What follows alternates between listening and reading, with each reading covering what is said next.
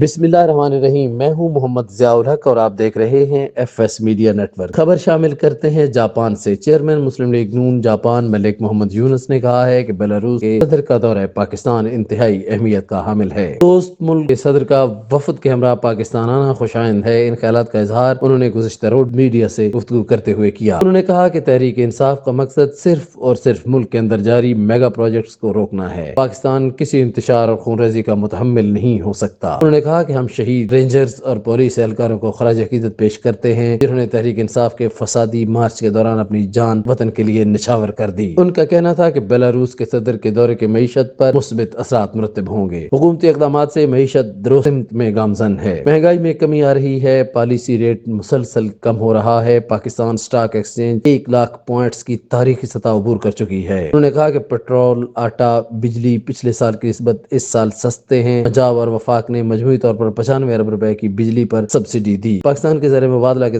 ذخائر برآمدات IT برآمدات میں اضافہ ہوا ہے۔ دوست ممالک کی سرمایہ کاری میں اضافہ ہو رہا ہے۔ پاکستان کے عوام کی ترقی کے لیے بیلاروس کے صدر کا دورہ انتہائی سود مند ثابت ہوگا۔ عوام نے انتشار کی سیاست کو مکمل طور پر مسترد کیا ہے۔ انشاءاللہ پاکستان ترقی کرے گا، معیشت میں مزید بہتری آئے گی۔ سبسکرائب کیجئے FS میڈیا نیٹ ورک اور دیکھتے رہیے تازہ ترین تبصرے اور خبریں۔